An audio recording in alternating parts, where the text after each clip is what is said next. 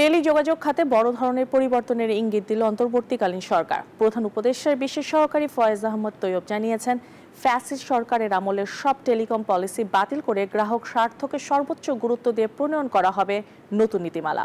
শনিবার রাজধানীর তেজগাঁওয়ে এক হোটেলে অংশীজনদের সঙ্গে গোলটেবিল বৈঠকে এসব কথা বলেন তিনি।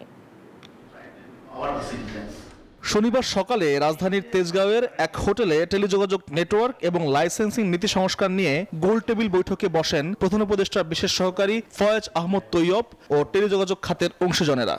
টিআরএনবি আয়োজিত এই বৈঠকে নিজেদের উদ্বেগের কথা তুলে ধরেন মোবাইল অপারেটর ও ইন্টারনেট সেবাদাতারা। আমরা পলিসির কথা চিন্তা করছি। মোবাইল অপারেটররা জানান, প্রতি বছর $600 মিলিয়ন বিনিয়োগের পরও প্রস্তাবিত নীতিমালায় বিদেশি বিনিয়োগে বাধ্যবাধকতা এবং সময়সীমা বেঁধে দেওয়ার বিষয়টি তাদের জন্য ভীতিকর। রিফর্ম ওয়ার্কটার উৎপত্তি ছিল একটা ন্যাশনাল একটা অপটিমিজমের ব্যাকগ্রাউন্ডে, যে বাংলাদেশ টু প্রোগ্রেস। এখানে যে $600 মিলিয়ন আমরা ইনভেস্ট করছি, যার কারণে রবি এবং বাংলালিংকের প্রফিটেবিলিটি গত বছরের এক্সেপশন ছাড়া was always less than 2%. It has to be common and it has to be long term. And we need to work against that. Sometimes that requires investment, sometimes that requires some policy change and so forth. বৈষম্যের শিকার হচ্ছেন বলে অভিযোগ করেন internet সেবাদাতারাও। জবাবে বিটিআরসির chairman জানান, নীতিমালা প্রণয়নের এখতিয়ার সরকারের, তবে তার ভিত্তিতে বাছাই করা আলু আর স্পাইসি সিজনিং এ প্রাণ পোটাটা চিপস নাকি বিস্কিট খেয়ে বোঝে নাও। নির্দেশিকা তৈরি করবে commission.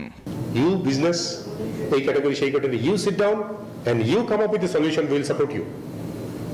We are trying to force that collaboration.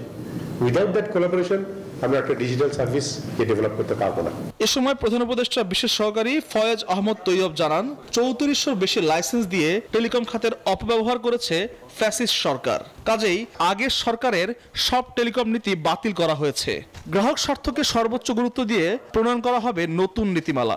স্বৈরাচারী আওয়ামী লীগের পলিসিকে ব্যাখ্যা করার জন্য কোনো প্রয়োজনীয়তা মনে করি না এবং আমি খারিজ করে দিই। আইএলটিটিএস এবং টেলিকম পলিসি নামে যেগুলো করা হচ্ছে আমি সেগুলোকে খারিজ করে তারপর আমরা এই পলিসি কাজ করছি। নতুন পলিসিতে যেই প্লেয়াররা আসবেন সেই প্লেয়াররা আগের চেয়ে অনেক বেশি পাওয়ারফুল, তারা অনেক বেশি কাজ করতে পারবে, তারা লাইসেন্স লিমিটেড হয়ে যাবে না। নতুন এই নীতিমালা বাস্তবায়ন হলে তা অন্তত 15 বছরের জন্য টেলিযোগাযোগ খাতকে সুরক্ষা দেবে বলে আশা প্রকাশ করেন ডাক ও টেলিযোগাযোগ বিভাগের সচিব। 10 থেকে 15 বছরকে প্রজেকশন করে সেভাবেই চিন্তা করা হচ্ছে।